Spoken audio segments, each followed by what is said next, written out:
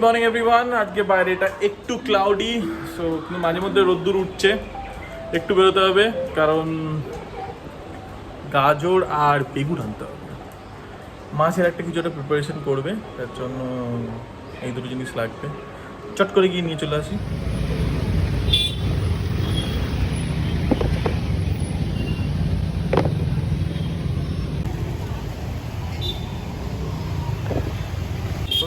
তোলা যাবে কি জানি।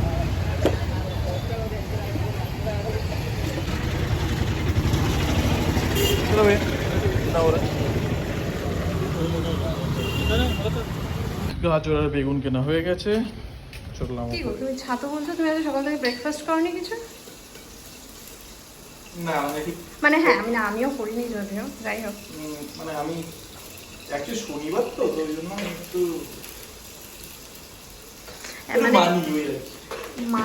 হ্যাঁ, আমাদের প্রবলেম হয়ে যাচ্ছে সেটা হচ্ছে আমাদের ঠিক মতন, এটা কিন্তু মানে ঠিক নয় যেটা করছি আমরা, ব্রেকফাস্ট স্কিপ হয়ে যাচ্ছে কিন্তু আমাদের প্রায়। ইচ্ছে করে তো হচ্ছে না ব্যাপারটা, সেটা হচ্ছে যে মানে ওই আর কি হচ্ছে, মানছি ঠিক না, চেঞ্জ করতে হবে হবে এই যে একটা জিনিস আমরা খাচ্ছি ঠিক না। বন্ধ করো, কে বলেছে খেতে? ওটার অনেক অল্টারনেট আছে, খাও। শুরু এখন অলমোস্ট 3টে বাজে। পিউ জাস্ট নিয়ে গেল কিয়ানকে ঘুম পাড়াতে, একটু লেট হলো বাট কিছু করার নেই। আর আমি এখন খাবার দাবারগুলো রেডি করছি, যা ছিল কালকে সেগুলো গরম করছি, করে একটু লেফট ওভার্স কিছু ছিল সেগুলো ক্লিয়ার হয়ে যাবে, প্লাস ওই মাছের যে প্রিপারেশনটা করেছি সেটা। আর দেখি আর কী কী আছে। তরমুজটা বার করে রেখেছি ফ্রিজ থেকে, ওটা একটু ঘুম থেকে উঠে কিয়ান খাবে, প্লাস আমরা একটু খাবো। দই বার করে রেখেছি বিস্কিকে দেবো বলে, আগের দিনের অল্প একটু টক ডাল রয়ে গেছে। আর এটা বোধহয় মাছ, এটা মাছ, এটা হচ্ছে মাছের প্রিপারেশনটা। আর মাংস বার করে রেখেছি বিস্কির খাবার রেডি করার জন্য, মানে এটা রাত্রিরের ডিনার প্লাস কাল সকালে হয়ে যাবে। বিস্কিকে দই ভাত দেওয়া হয়েছে দুপুরবেলা, দই ভাতের থেকে বেটার জিনিস কিছু হয় না।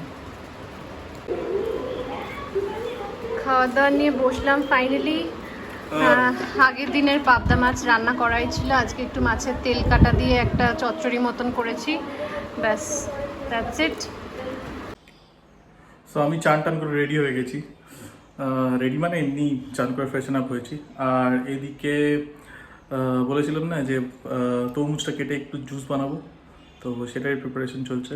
দেখো মিক্সার রেডি হয়ে গেছে, আর এখানে ওয়াটারমেলনটা পুরো কেটে রেডি করে নিয়েছি, এখন জাস্ট মিক্সিতে ফেলে ব্লেন্ড করা, আর কিচ্ছু না।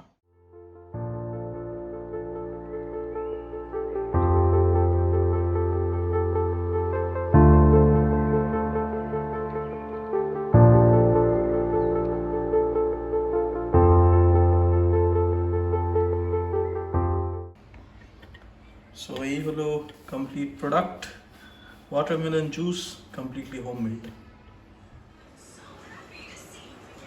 কেমন? Thank you for refreshing watermelon juice. Heavy ঘুম পাচ্ছে ভাই, তোমার ছেলে আমাকে ঘুমাতে দিল না আজকে। একজন বসে বসে মোবাইল ঘাটছে, আমার চোখ বন্ধ হয়ে যাচ্ছে।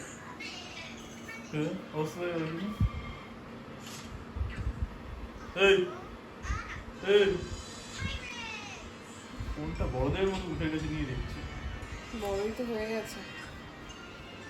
ভাবিস কি এসি ঘরে কি করছো তুমি? এসি বন্ধ হয়ে গেলেও এখানে মেঝে টেঝেগুলো ঠান্ডা হয়ে থাকে, এসিটা বন্ধ থাকলেও মেঝে টেঝেগুলো ঠান্ডা থাকে বলে আমরা সারাদিন ঘরে এদিক ওদিক কাজ করলেও বিস্কি দেখে এই ঘরেই শুয়ে আছে, ফ্যান চলছে না, কিছুই চলছে না, কিন্তু এখানে শুয়ে থাকে। টেম্পারেচারটা ঠান্ডা, ঘরটা ঠান্ডা থাকে তো এসি চললে, ওই জন্য। রেডি বেরোচ্ছি, ঘুরে আসি, একটা বন্ধুর বাড়িতে আড্ডা আছে, তো ফিরতে দেরি হতে পারে। কালকে যেহেতু অফিস ছুটি, তাই জন্য তারা নেই, ফেরার দেরি হলেও অসুবিধা নেই। কিয়ানের ডিনার রেডি করেই নিয়ে যাচ্ছি, দরকার পড়লে তো দিয়ে ফেলবে ওখানেই, ওকে বাড়ি দেবো। বিস্কিরও খাওয়া দাওয়া রেডি করে যাচ্ছি, বাড়ি এসে যাতে ওকে খাওয়া দিতে পারি। চলো, আর দেরি করবো না, অনেক দেরি হয়ে যাচ্ছে, 7টা বেজে গেছে। কি অবস্থা দেখো, ওরে চল বেরোবো। শেষ মুহূর্ত পর্যন্ত দৌড়ে যাবে। Good morning everyone. ব্লগটা আবার আজকে সকাল থেকে স্টার্ট করছি। এখন অনেকটাই সকাল আর নেই, বেলা 12টা হয়ে গেছে। তো গুড মর্নিং না, ইটস অ্যাকচুয়ালি গুড আফটারনুন। তো সকাল থেকে কিয়ানের মেজাজ একদম বিগড়ে আছে। কি কারণ? সেটা হচ্ছে যে কালকে যে বন্ধুর বাড়িতে গেছিলাম, কিয়ানের এখন একটা নতুন ফেভারিট জিনিস হয়েছে। ওই আমরা ডিম ফ্যাটাই বা কেক বিয়ের সময় যে ফ্যাটাই একটা তারের একটা ব্যাটার ফ্যাটানোর জিনিস থাকে না, ওই জিনিসটার সামহাও এখন খুব ফেভারিট হয়েছে। ওটা কিছুতেই হাত থেকে ছাড়ে না, মানে ঘুমোতে গেলেও ওটা হাতে নিয়ে যায়, স্নানে গেলেও ওটা হাতে নিয়ে যায়। তো কালকে যখন বন্ধুর বাড়িতে গেছিলাম, তো সেখানেও উনি সেটা সঙ্গে করে নিয়ে গেছিলেন। ওটা তো হাতছাড়া করে না। দিয়ে এবার উনি ওখানে ঘুমিয়ে পড়েছিলেন, মানে আমরা ঘুম পাড়িয়েও দিয়েছিলাম কারণ আমাদের ফিরতে একটু লেট হয়েছে। তারপরে ওটা সামহাও ওখানে রয়ে গেছে। এবার আজকে সকালে কিয়ান ঘুম থেকে উঠে তন্ন তন্ন করে সারা ঘরে ওইটাই খুঁজে বেড়াচ্ছে, কিন্তু পাচ্ছে না। ব্যাস, স্যারের মেজাজ পুরো বিগড়ে গেছে।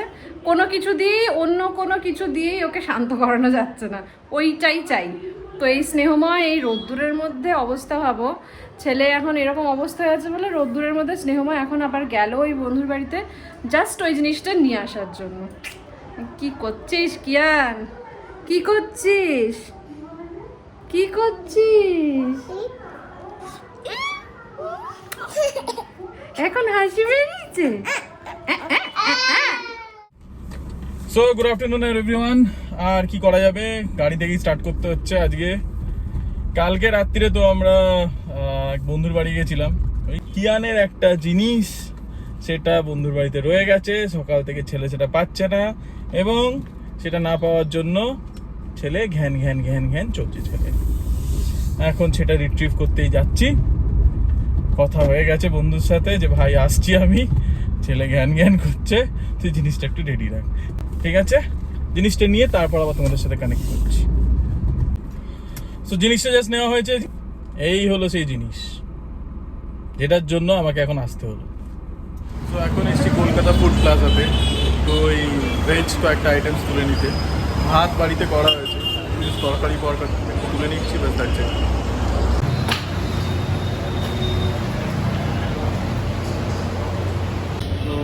এই হলো খাবার দাবার নেওয়া হয়ে গেছে। এই হলো সেই বিখ্যাত জিনিস, এটার জন্য আমাকে এখন দৌড় হয়েছে। এক্স্যাক্টলি কিয়ান, প্লাস্টিকের মধ্যে হ্যাপি। এই যে জানি, দেখলাম। এই যে happy happy happy happy happy. Snehamoy চলে এসছে, আর আমি আজকে আর রান্না করার মতন একদমই মুডে নেই। একে তো বেলা হয়ে গেছে, সেকেন্ডলি ইচ্ছাও করছে না। তো আমি বললাম যে আমি ভাতটা করে নিচ্ছি। ওকে বললাম, ওখানে অ্যাকচুয়ালি একটা বাঙালি একটা হোটেল আছে। আমি বললাম যে তুমি ওখান থেকে কিছু সিম্পল খাওয়া দাওয়া আর কি। তো ওখান থেকে মোস্টলি শুক্তো আর একটা আলু পটলের তরকারি এরকমই কিছু একটা নিয়ে এসছে, আমি এখনও দেখিনি সেটা খুলে। আর এদিকে তো আমার ঘরে ভাত চলছে, ভাতটা আমি ঘরেই করে নিচ্ছি। আর এখানে আমার আজকে একটু ইচ্ছে করছিল একটু আমের টক খাওয়ার, তো সেটা এখন চলছে।